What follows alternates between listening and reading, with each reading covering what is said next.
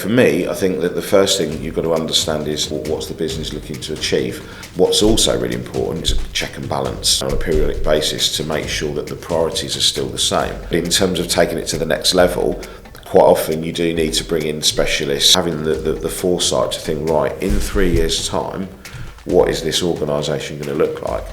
You know, you might be running a really great Sunday League football team currently and have the best goalkeeper in the league, but actually moving forward, you know, in 3 years' time, if you're now in the Premiership, then you're going to need different players and players that perhaps have got a different skill set, different experience. So, hi Neil, thank you for coming on to the podcast today. Really excited to talk everything around like acquisition, growth, and on the kind of people side of things as well. Before we kick off, it would be really good just to have some initial context into what it is you've been getting up to over the last few years. Okay. First of all, thank you for having me here today. So just to give you a bit about my background, probably in the last few years, been predominantly working within the mergers and acquisition space for a FTSE 50 software organisation. It's gone through a number of changes. The company was AVEVA Solutions. So really the last 5 years I've been working with them on their journey really from the very start. So back in 2019 I was asked to come in as the organisation was due to effectively almost triple in size, and that was based on an acquisition from the Schneider software business. So my initial role there was to come in and work with the organisation on that journey, and it was right at the very start.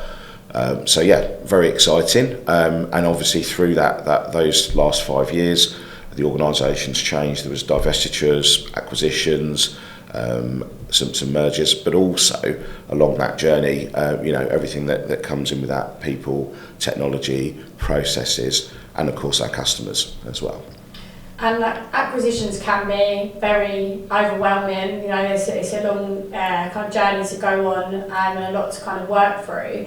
If we're actually going from the start, so obviously like planning and preparing for acquisitions is obviously such like an important factor. How do you, I guess, could you walk us through like the steps of like how to get that right? Like what for you would be the first step in making sure that you're, you know, following the right direction when it comes down to like the planning and preparing for? Yeah, absolutely. So that's a great question. So for me, I think that the first thing you've got to understand is what's the business looking to achieve. I think quite often decisions for mergers and acquisitions are made, you know, many months before, and there's clearly a very strategic reason as to why that's going to take place. But I think it's also good to understand what the business is hoping to achieve from it. So, for example, is it bringing those organisations together to benefit from synergies? Is it bringing them together because there's a capability that's missing from the current organisation that they want to take advantage of? Or is it the fact that bringing the two organisations together, there'll be the ability then to double the range of products, services, etc. And it's really good to understand that, I think, right at the start, and also keep checking in with that, because obviously those priorities can change. So I think that's the first thing that I think is really important, is to understand what does the business want to achieve from that. And I think also, being as IT has evolved over the years, it's also around being a partner in that. So rather, if the business says, actually, we just want visibility of their products, so that's the priority, you know, sometimes it's to tease out what are you hoping to achieve from that. Is it revenue growth? Is it market share? That type of thing. And do you find that like alignment can be quite a challenge to begin with? Like, I'm sure everybody has their own kind of ideas around what they want to get out of acquisitions, like communication and alignment. Can that be like quite challenging at times? It can be. I think the key thing for me that's really important, as I mentioned, around you know, what does the business want? I think it's also understanding the differentiators between the two businesses. So, you know, sometimes that can be products and services. If you're looking at you know, from a customer perspective. If you're looking at it from a business perspective, it could be, you know, well, where in the market do those two organisations play, and how, you know, how do we align them? And then, of course, you've got the cultures and the values, so more around the people. And that's really, really important to understand that. Especially some of the acquisitions that I've worked on, the organisations have been quite small, and therefore they've got their own culture, lots of autonomy, can make things happen really, really quickly. As you sometimes bring to a larger organisation, sometimes what's important is to retain that agility, especially for customers, if customers are used to having a quick turnaround on things, but also making people empowered and making them autonomous, because there is one of the positives is bringing the organisations together to get the benefits, but sometimes the perception is that it takes longer to do things, and that can have a negative impact on the business. So it's around understanding those factors and prioritising and working out what's important for the business, and keeping that check and balance going. And I can imagine, of course, like a lot of the conversations that take place when you're outlining, like the reasons why, and making sure that you're kind of on the same page is very much within executive leadership meetings, those kind of conversations. Like, how important is it to perhaps get the wider organisation involved, or would you recommend that that's not the best approach? Because obviously we'll get into the kind of people factor and bringing people on the journey and stuff like that, but is there a right balance? Yeah, that's a great question. I think that there's two trains of thoughts. Where I've seen, sometimes I've seen acquisitions and mergers stall a little bit, is where quite often the organisation will have a trusted team of people that are already part of that organisation. And sometimes it's, they're very business as usual focused. They've come on that journey and seen the organisation grow. But in terms of taking it to the next level, quite often you do need to bring in specialists, people like myself that have got those skills and experience to collaborate and bring that together. I think that's really, really important. But I would always say, I've also seen it the other way, where the companies will let the organisations continue to run, and they'll bring in almost like a SWAT team that will do everything. And the danger with that is that those individuals that are coming in perhaps aren't as invested in the culture, the values, or the longer term with the organisation. So they'll get it done, but actually it might not be what the organisation needs moving forward.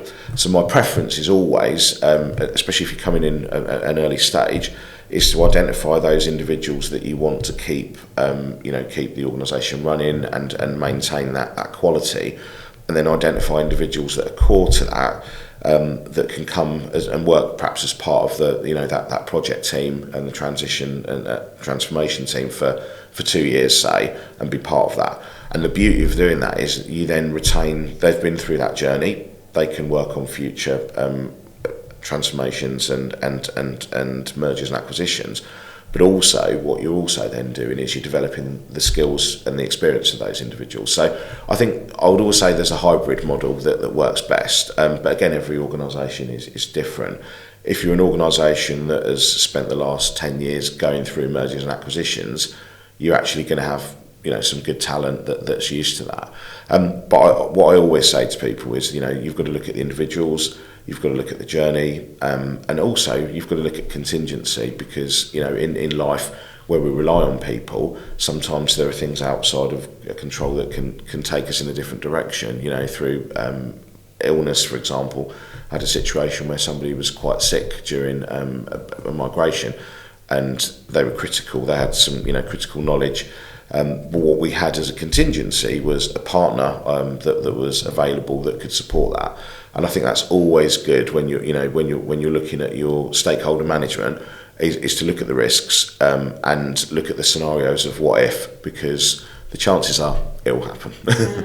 And I can imagine ahead, as you're planning, you're looking at the risks. That can also change, as you kind of go on the acquisition journey.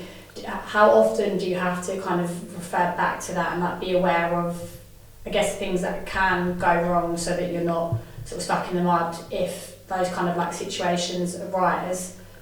Yeah, that's great, and I think for me the key to that is governance and control.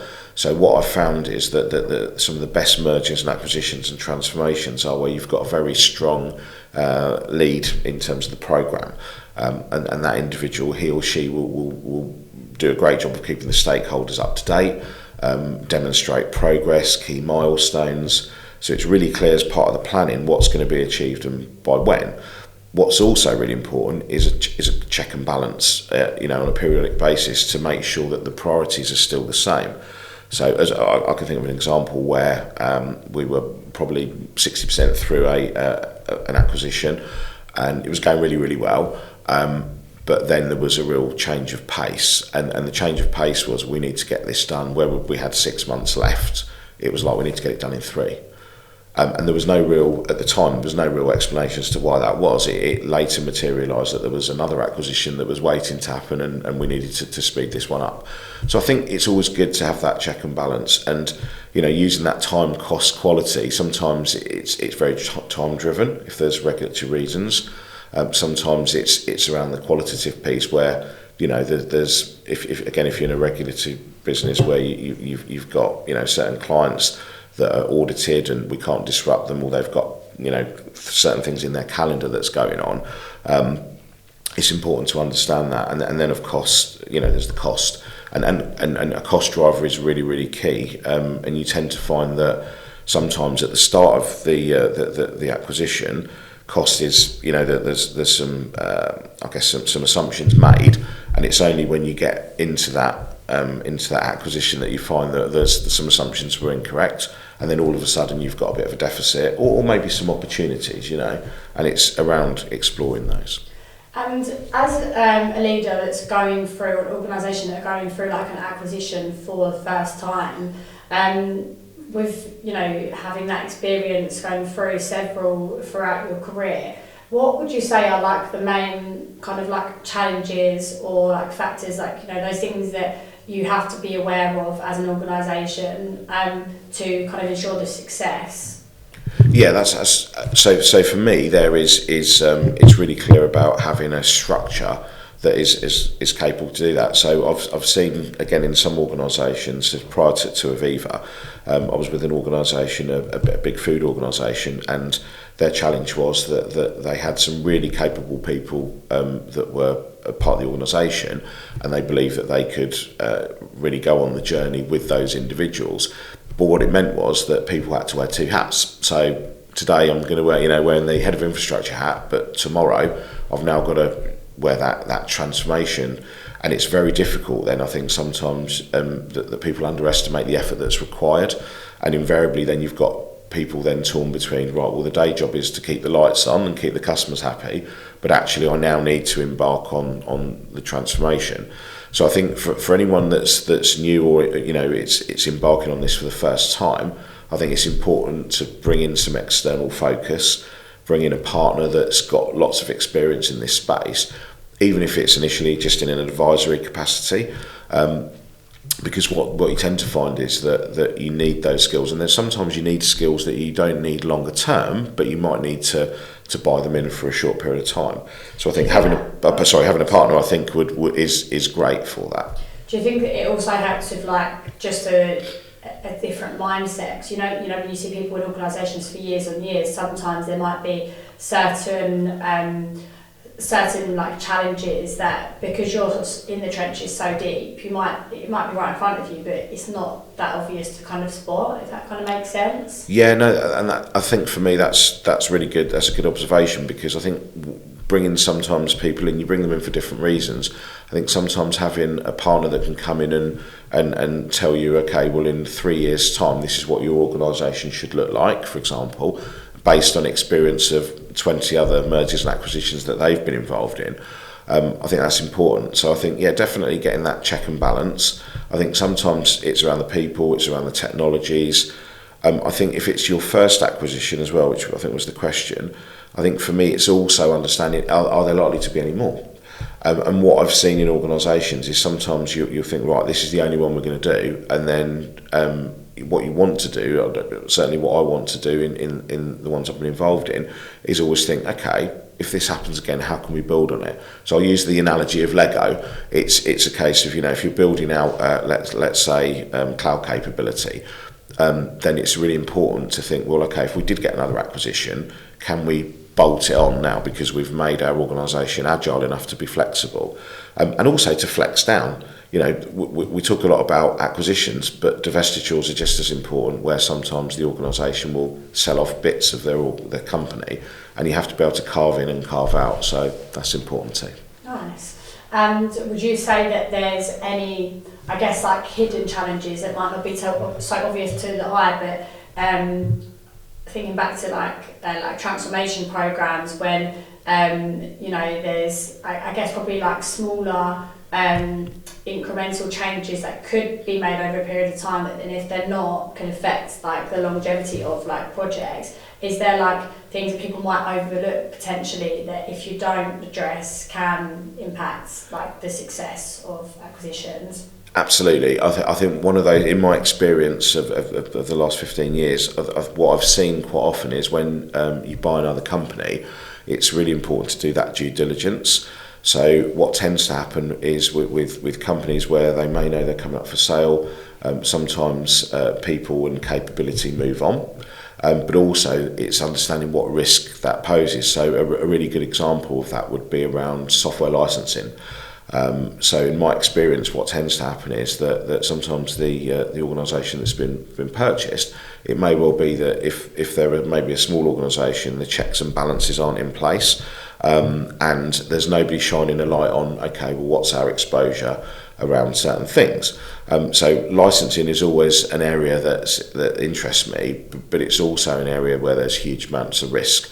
And the reason for that is, as the organisation is growing, they may decide to use the technology differently, and as a result of that, it attracts different licenses.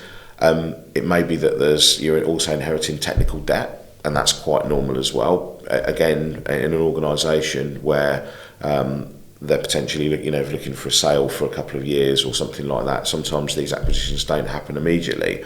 But what tends to happen is people then decide that they don't want to make that investment, or they're going to sweat the assets for technology, and that can have a detrimental effect. So I've seen it on a number of occasions where actually you're going into an organisation, you're bringing this across, but there would appear to be a number of issues, and that can be around, like I mentioned, around licensing and compliance. It can sometimes be around the technologies themselves, if they're maybe not fit for purpose or not scalable, and also things around the people as well. There may be a skills gap. I've often seen it as well where there's single points of failure, especially in recent years, around things like security or AI or cloud.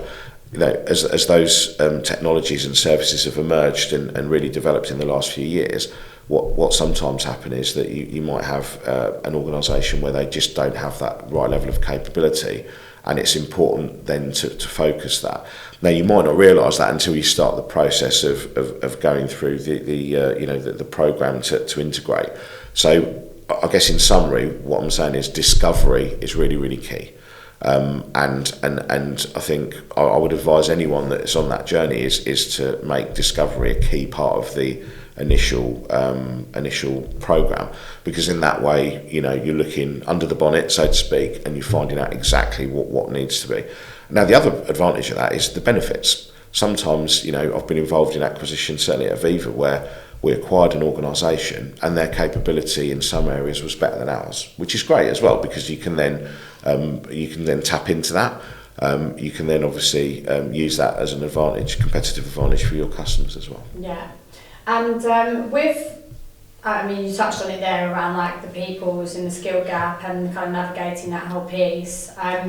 When we've kind of spoken before, and that like analogy you mentioned, the football analogy, which I'm sure you can probably explain a bit, it's always stuck with me.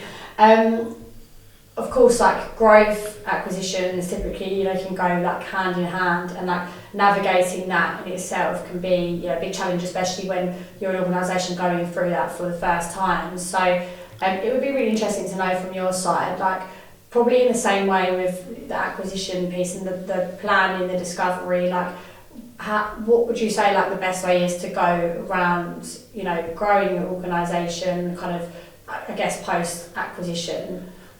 Yeah, that's so for me, I think the key thing is you have to understand what's the business requirements, and that can be a real challenge sometimes, because I think certainly in the IT function, we're quite reliant on the business telling us what they want and what they need. I see now in recent years, IT is very much a partner in that space. So sometimes in the way that we're doing today, sometimes you have to tease out these answers from people in terms of what they want and what they need. And like I mentioned around that check and balance. But I think the key thing is also to keep the communication flowing and get that documented. So the first thing for me would be around, okay, what we're trying to achieve as the business with this merger and acquisition, but also what are the long-term business goals, and quite often we focus on technology and products. But outside of that, we've got things, that are really important in terms of carbon footprint, environmentals, being ethical, gender gaps. Quite often organisations have things that are far outside technology and IT, but in order to achieve them, you need to have IT on side, and that's really important as well. So I think first of all, understanding what the requirements are, getting the strategy, but also getting the strategy documented, and then work out how does IT play into that strategy. What do we need to do in order to enable that? Because that's what IT are there to do, is enable the business to deliver their goals. And I think that's really, really important. So I think having also somebody that's got a seat at the table as part of that process is critical. And with IT and kind of getting them on side, I know we've kind of mentioned what we've discussed before around, I guess, that kind of misconception a lot of the time when you're looking at probably like the costs, of IT department, like the IT functions, and I guess probably like some organisations disregarding that a little bit because they want to save money in that space.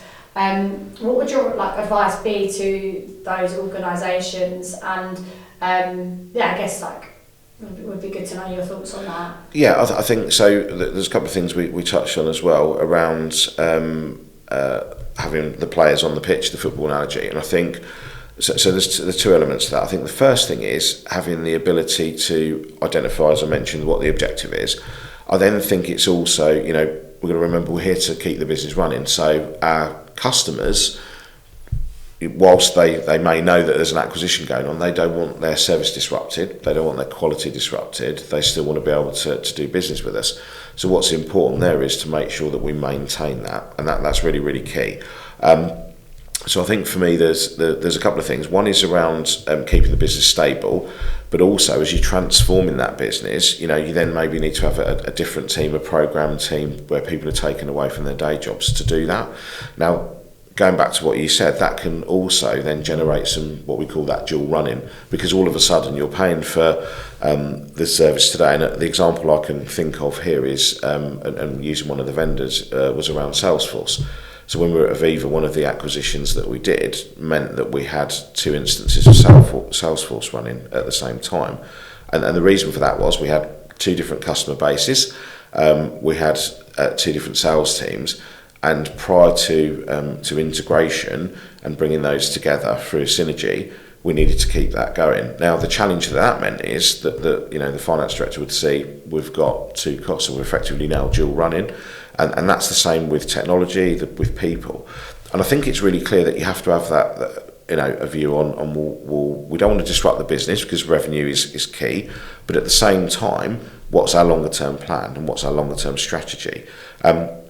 And it may well be that you use that as an opportunity to synergise and bring them together, but that will take some time. So I think for me, having somebody strong on the commercials is really, really key as well with the planning, so that we can be really clear about the resources that we're expending, but also the dual running costs. Now, in a lot of organisations, you can, if they're one-off costs or dual running costs, then it allows you to account for them differently. So you'll hear CFOs talking about below the line and above the line. But what it allows you then to do is to demonstrate, especially if you've got shareholders, to say, well, look, here's our operating costs, here's some exceptional costs, but those exceptional costs are because we're dual running, and at some point that will change. And I think that's really, really critical. So having the controls in place of somebody looking at the commercials is really key, so that you can forecast and plan ahead. But within that, also look at synergies and opportunities as well. That's really, really important. Yeah, and it's interesting in the same way here as we spoke about earlier, it's not just focusing on the now, it's also how you're constantly planning ahead as well, because I guess you can sort of get lost in what you're doing right now, and you might be doing a great job, but then if you don't constantly have that like mindset of like what's next, like then the longevity of like that success, might be kind of impacted. And how do you balance out the two between focusing on the now, but then also like looking forward as well?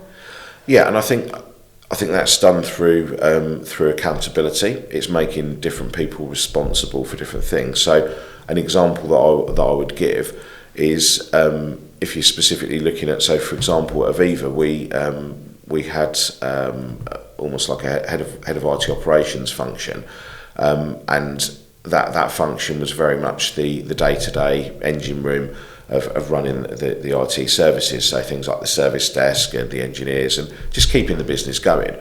What's important as we grew, there were certain things that we needed to implement that weren't as important before. So being more robust with processes, so obviously bringing things like ITIL into the mix, making sure that change control, we don't talk about that enough, technical changes, that there's more structure and control in place. Mainly because there's more moving parts, especially if you're mid-acquisition. What you can't afford to do is have some services offline for maintenance, because in business A that may not have been a problem, but in business B that might be a problem.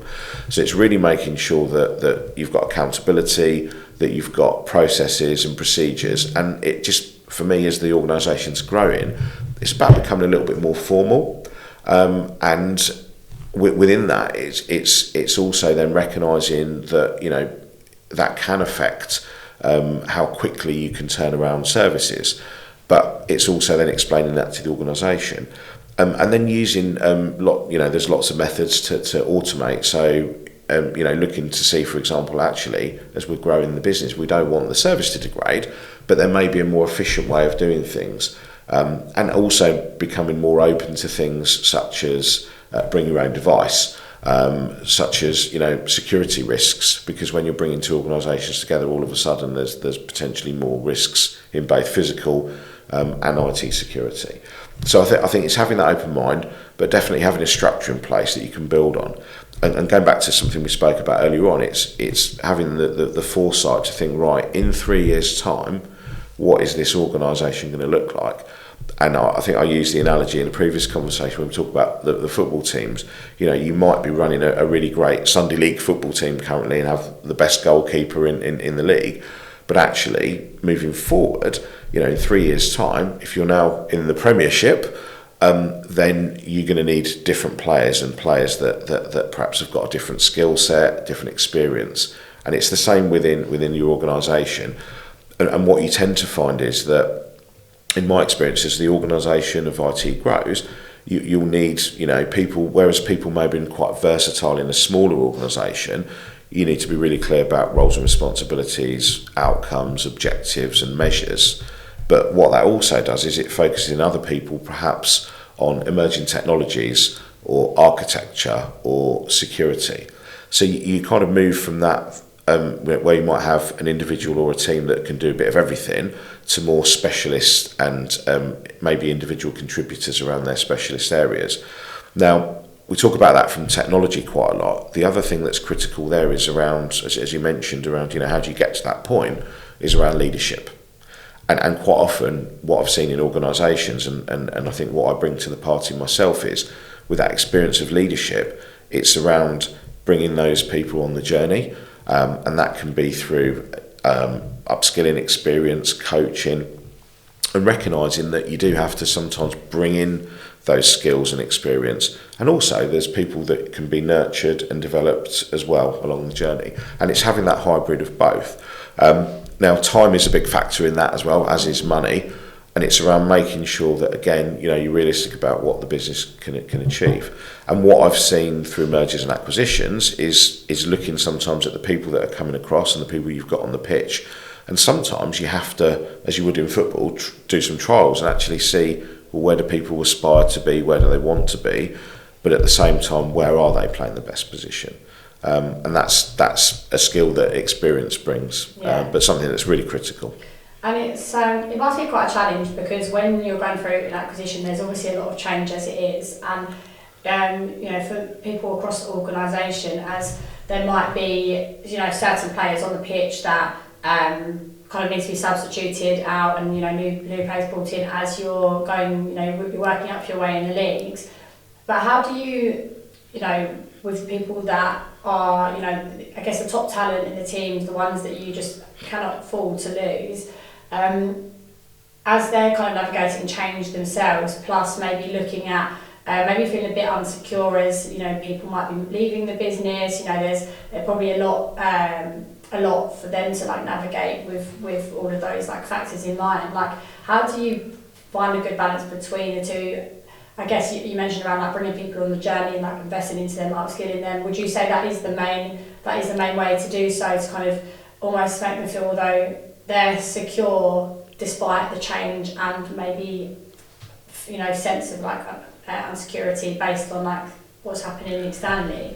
Yeah, I think there's a balance, and I think for me it's great. I think you've got to do that assessment quite early on. If it's I'm going to say if it's that blue sky right at the start, then you've got the ability to look to see the people you've got on the pitch within the teams in both sides, and then almost choose and select based on capability, ability, potential, their experience, and also what they want to do as well. I can think of some examples where we've had project managers that have been quite generic project managers, but as they've got more involved in the acquisition, they want to specialise in cybersecurity, which is great because there's a real demand in that space. So it's then identifying those individuals and helping them on that journey. I also see it the other way as well, where we've had situations where we've had someone that's perhaps been a people manager of a team, and as they've come across, it's quite clear that they excel at their being an individual contributor. So maybe in something like architecture, maybe they want to focus on that technology, and that's what excites them. So I think it's really important as part of that due diligence, as we talked about with the technology, is doing the same with the people. The other thing is as well that's important is where you identify single points of failure or risks, and also making sure that and this gets overlooked quite a bit, is where you've got partners on the pitch. So, for example, if you look at cybersecurity, what can happen is you've got a really great robust team, but what you can't counter for sometimes is anything that's going to happen that might take their focus away from the program. So let's say if there was a vulnerability or an intrusion detection or something that took them away from focusing on the program for a couple of weeks, it's how do you match that up? And I think it's always good to recognise where you might need to have some short-term horsepower or even some expertise as well. And I think that a lot of organisations overlook that, and they think, okay, we've got a great team, we don't need any external support or any help. And there's always an opportunity. I think I would always have someone in an advisory capacity, just to kind of check and balance and say, well, look, you might have missed this, or do you know what, there's a really good opportunity here that you could have missed. And I think sometimes we focus on risks and we focus on things that could go wrong. In my experience, there's also things that people miss in terms of opportunities, and that could be through supplier consolidation. That could be through identifying technologies that you can turn off. So, for example, one of the acquisitions I was involved in, we turned off quite a number of redundant technologies, some of which could have been turned off a few years before, but the incumbent hadn't realised that they were no longer using it. It was only when I did an audit with my team of that we realised there's some opportunity. So I think that's really important to recognise as well. It's understanding the business, the people, and the technology, and without kind of doing all three and having full context, success might be quite difficult in that space. But I guess also with the people side of things, looking at let's say more enterprise type organisations, how challenging is that for leaders to know, for a leader potentially to see that somebody might be better off in one different area of the business, or I guess how easy is that to probably know people, everybody on a personal level as such, to be able to identify those opportunities? Yeah, so I think you've got to make sure that you've got regular communication with your people. I also think as well, and again, for some organisations, they don't have, for example, they don't have like something like Workday where they can track performance, they can track people's reviews. I always think what's important is making sure you've got regular one-to-ones with people, that they're documented, that people have got clear objectives of what they need to achieve. And whereby sometimes the measures aren't in place, is we'll go and find out, what's the industry doing. So, in the past I've partnered with organisations such as Gartner and Forrester to actually look to see, what are other people doing. That's a really good barometer of saying, well, okay, we're on this journey, but what are other people doing in that space, or what would, great talking to other people in different organisations that are maybe a year or 2 years ahead of you. What would they do differently next time? What's worked well? What are the things, the gotchas, if you like, the things that you need to look for? So I think it's important that that you, when you go on that journey, it's looking to bring the people on the journey. Strong leadership's critical. I also think as well that people make mistakes. Things do go wrong. And in IT, for me, the success isn't around everything, projects just 100% right with no problems. It's around actually when things do go wrong, we learn from it, we document it, we move forward, and we bring those people on the journey. And what I like about certainly the organisations I've worked in recent years, it's that culture of, if someone makes a mistake or if someone identifies a big problem that's been overlooked, we work together as a team to fix it, and that's so important, because it creates a culture then of trust where people will come to the table. I've seen organisations that have had those fear cultures where people don't want to speak up, and that's typically where you find, you lift the bonnet and there's lots of problems. So I think, people are, for me, most important asset, and you have to invest in them. And I think also being true to them, where you've got someone that aspires to a role, maybe they're not quite suited for that role, or maybe they're not quite ready for that role, and it's working with them on that journey. I've myself have brought people into an organisation, brought contractors in or brought consultants in to bridge those gaps, to make sure that the incumbent people are successful. So I think it's having those really honest conversations and recognising that you need different people for different stages in your journey, as it were. It's always that balance between, and whenever we have events, there can always be a debate between hiring for potential with hiring for skill set. It's the same thing when you're investing into people, that are within the organisations, investing in their potential. And I think that you can't do that if you don't have that, investment into them where what they could be capable of. And I think that's why it's so important, kind of goes hand in hand with each other. In AVEVA, we invested in our early careers, so specifically looking at apprentices, interns and graduates. And then the reason why that's important is that, as you mentioned, we look at people in terms of their skills and experience. We always have to be thinking of new talent and how we bring in and grow and that talent base within the organisation. And graduates in particular are really, really critical to that happening. So a lot of organisations, I think, after COVID, there was a gap of early careers. And what I'm starting to see now in the industry is where that reinvestment is taking place, and there's a real big encouragement to grow and develop that talent. Because in fairness, for people to grow their careers and to effectively progress, there's always got to be that succession in place. Also, it's sometimes looking at an organisation, and I get this quite a lot with CFOs and CEOs, where they'll say to me, "Look, Neil, how can we, manage our operating costs? So we might want to grow the business by another 10-15%, but we don't want to grow our OPEX. How can we do that?"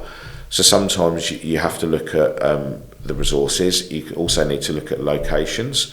So again, one of the advantages of mergers and acquisitions, sometimes you'll inherit locations where there's really good capability and the cost base is favourable.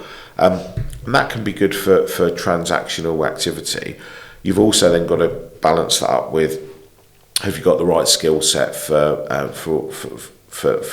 growth and development as well, and it's coupling the two. But I think the critical thing is having a plan and a real open and honest conversation with the business is, what do we want to achieve in the next 3 years? what does our target operating model need to look like, and how do we get there? And there's always going to be the challenge around cost. The other thing that's critical as well with emerging technologies, if you look at some of the ERPs, so the Oracles and the SAPs of this world, what tends to happen is I've worked in organisations where they've built really good internal capability, and that's great. But what can also happen is those people then become more marketable, and all of a sudden you start to lose people, and then replacing them can be quite difficult and it requires a huge investment. So I think there's always that balance of having great skills and experience that's as part of your organisation, but partners that can also help you through the peaks and the troughs as well, definitely. And I guess it's like probably being able to like present like the value proposition for both ahead of like jumping straight in, and I guess so that everybody understands and is on the same page as to why we're growing, external EVs, like investing into like organic growth or whatever it might be. Yeah, I think that's the key to it, and I think that sometimes it's you can have, I call it the 80-20 rule. It's important that you have the ability to flex within that. We talk a lot about, and we see a lot of growth. Certainly at the moment out there's lots of organisations that are growing through acquisition and mergers, but again, around divestitures, sometimes there's also organisations that may look at a business and think this isn't core to what we want to do, so we'd like to carve it out, and by carving it out it allows us then to generate some revenue to go and grow the other part of our business. So I always think that it's important. I'll give you an example. When I arrived at AVEVA, we were operating at about 60% contractors, out of our total IT workforce. So that balance was too high because there was lots of risk involved there, and it certainly gave a view back in 2019 that once the programme had delivered, all those people would disappear, but you're also then losing the knowledge that they've gained throughout that programme. So I think it's good to have a balance in there, especially if you're an organisation that's progressive. And it's important to balance that with, you don't want too much capability, because what you also don't want is to retain people that aren't going to be utilised and challenged. But at the same time, it's also recognising that, you don't want to go the other way as well, where you've got, too many contractors, or you've got zero contractors and you've just got then a really hefty payroll bill. There's always got to be flex up and flex down. And for me as well, if you look at metrics around organisations like Gartner, where they'll talk about what your attrition should be, it's always good to have those as a barometer, again, to see what the industry's saying and be plugged into some of those conversations. I think that's really, really critical. Again, there's also metrics, again, to use as a barometer around, what should your cost base be, your operating cost, based on the size of your organisation and the sector in which you operate in. I always like to use that as a check and balance. And sometimes that can help, especially around things like security investment, where you can demonstrate to the CEO and the CFO to say, look, in the industry, actually we need to invest more, and this is why we need to invest more. So that can really help as well. So I think, going back to, I think the point around making sure that you constantly seeing what other people are doing, checking and balancing, and there's got to be the focus on getting the program delivered and keeping the customers happy, but at the same time there's also got to be that lens externally to say, right, are we doing the right things? Are we heading in the right direction? What can we do better? What can we do differently? And what does the business want? Again, sometimes the business can get halfway through and then change their mind. So it's really important. And it's kind of like just spinning all of those plates, right, and just being conscious of all of those areas throughout. Yeah, absolutely. And I think going back to what I said at the beginning is around having people that are accountable for that. So typically you would have within that program, you'd have work streams. So it just means that you've got a real check and balance, and making sure that people are accountable, they've got objectives, and that as the owner of that, if you're owning that program, is that you're making sure that you've got regular sessions to understand, what the progress is. I see my role quite often in that is to take from that a subset of information and then swivel chair that into the board to talk to them specifically about, okay, well, here's the successes. What they want to know is what's going really well, what's not going well, and where are the risks. and it's important to get that information. So really, really clear. It's about playing position. It's about making sure that people are accountable, and also that culture where people can speak up. I think in some of these programs, you've got maybe 100, 200 people working. You're not going to see the detail on everything, so you have to trust people, and you have to trust and give them the vehicle to bring, opportunities and risks to the table. Yeah, it's interesting. Not so much like on the acquisition side, but just generally speaking. Recently been reading a book around like the Netflix culture and how they've kind of built this space where anybody can give feedback to anybody, and it's like you could be all the way up here, you could be down here, but it's kind of like everybody's on par, and they've built a culture where those people, right at the bottom are confident and comfortable enough to give feedback all the way up at the top. And I think sometimes like that can be quite overlooked, and it's so important to have that because, I guess like some perspectives, they might not always be the best perspective or the best way to like approach like a challenge going through that journey. So like having that in place and building trust is obviously so key. Yeah, definitely. And it's obviously really kind of interesting to run through. We've gone through like, the whole kind of the growth piece, the people piece, and that, I guess I've done this the wrong way, but the discovery, planning, the people and the growth. I think it all kind of ties in as well because, of course, by the sounds of things with like the growth and the people, without having that discovery and planning, you can't kind of properly like execute that as well. Are there any other kind of like factors to consider outside of what we have discussed, or I guess, and I kind of referring back to like organisations when it is their first time, anything else that you would like, I guess, advice that you would give? I think for me, so if it's an organisation, it's their first acquisition. I think for me, it's around planning and bringing in people that are going to, you might look at your team and think, actually, I've got a great team that can do all of the things that are required. But I think it's always good to have a lens, an external lens of someone to say, actually, yes. And I think if you do that in the correct way, so if you perhaps bring in someone in an advisory capacity, so not a doing capacity, they're not going to come in and then generate work for themselves. They'll come in to do an advice, and you could do that based on an audit. You could do that based on a number of different things. So I think that's important if it's your first one. So make sure that there will be challenges, and if it's your first one, to be really clear, there will be things that go wrong. Encourage your people to be open and honest, give them support, and recognise that it's difficult for most people to do the day job of keeping things running and do that as well.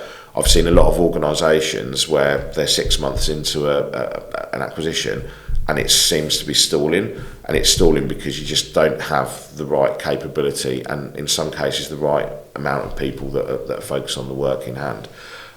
So that's what I would say. I think perhaps if it's not your first merger or acquisition and you've done plenty of them, then I think it's really important that you, at the end of each one, you should always do a lessons learned, because sometimes the perception is actually we've done really well, might have had a synergy number, the customers are happy, shareholders are happy, the board's happy, but there's still always things that you would want to do differently and learn from. And in some cases, it might be some things that you've done really, really well and you want to retain that for next time. That's important as well. So, and I think the final one for me is if there's any clients out there that are watching this where they might think, do you know what, we're halfway through and we're a little bit lost. We seem to be stalling. We're not quite sure why. Or there seems to be a problem in a pocket of areas. For me, that's another area that I specialise in, where I can come in and actually look and see, well, why is that? I mean, AVEVA brought me in for that reason, that the programme had started, but it started to stall. So it was at the point where I could still regroup people quite early at the beginning, and we could make sure that we had the right things in place. But it was at a time when things had started to stall. And when you look at things like, okay, well, in 2 years' time, what is our organisation going to look like? Clearly, we needed to invest in some people. We need to invest in processes and technologies and really take it to the next level. But I would say if you have got a client in that space, I'd love to talk to them, because for me, one of the things that is really critical is that it's having that outside lens. The perception might be that things are stalling, but the answers are always there. The answers are always there. And talk to your people, because the people that are very close to it will see those issues. Sometimes they might not know how to fix them, which is why you need sometimes external help, but they'll know what they are, and trust in them, and also give them that support in terms of the almost the power. So if they see that there's a challenge, that they can fix it, whether it be around technology, whether it be around people. And probably the final thing there as well is, don't forget your customers in this. It's so important, especially with the stakeholders in the organisation. It's critical around having the HR team on board, especially if you need to scale up and scale down. It's critical to have your sales organisation on board, because as IT, you're here to enable that. You don't want to degrade service. And it's also really important as well, I think, is the morale of your team. So one of the things that we did at AVEVA, we had a quarterly check and balance around our employee engagement. And that's really, really good, because that gives you a flavour for how people are feeling, what's working, what isn't working. And one of the things that we found, especially as we came sort of out of lockdown, is that a lot of people working remotely, which was great, for getting things done, but bringing people together was so critical as well. And we found that through our communication and talking to people, one of the things that we started to do was regular getting people into the office, in a social capacity, because that helped build relationships. It helped people have quite casual conversations, at the coffee machine that we miss. So I think there's always something to do to improve, and it's just keeping an open mind on to what that might be. Yeah, thank you. That's so interesting. And I think there's so much to kind of take away from that. And I think it's just like, the awareness and consciousness around the different areas that you need to consider as you're kind of going through this, especially for those who, it is their first time and trying to kind of navigate. And if we're like looking forward now, I guess apart from soaking up the summer sun, what we can have of it, what's next for you? Like, what would be the ideal next kind of step? Yeah, so that's a great question. I think for me, I've spent the last, in the 25 years I've been in IT, I think the last 15 years I've really focused on sort of mergers, acquisitions, consolidations. Most companies out there at the moment have got a challenge in terms of either reducing their costs or increasing their revenue and market share. Sometimes they're trying to do both, which is really good. So for me, that's the area that excites me. I also like organisations where perhaps it's right at the very, very start. So they might have an idea that they're going to buy another organisation, but it's such early stages that they need some expertise on actually, well, what does that mean? So I'm eager to talk to any organisations where they might want help. Either there's something that's quite blue sky and new, or actually we're halfway through a migration and it's not working, and it could be down to vendor management partners that you've got on the pitch. It could be down to people. It could be down to stakeholder management. It could be down to the commercials. So there are areas, all of those areas I'm comfortable in. So yeah, be looking forward to speak to anyone that's perhaps got that challenge in an advisory capacity, or in a come in and let's help fix it. Nice. And so we're showing this kind of around my networks. Where would be best to find you? LinkedIn be best? Absolutely, yeah. LinkedIn is where I'm currently at. So my plan was, I did 5 years at AVEVA, was to take some time out for the summer and recharge my batteries, because I know obviously the next project and program will be, I'm sure, an exciting one. So my plan is exactly that. So LinkedIn is a great place, or obviously through Wave as well. Perfect, thank you.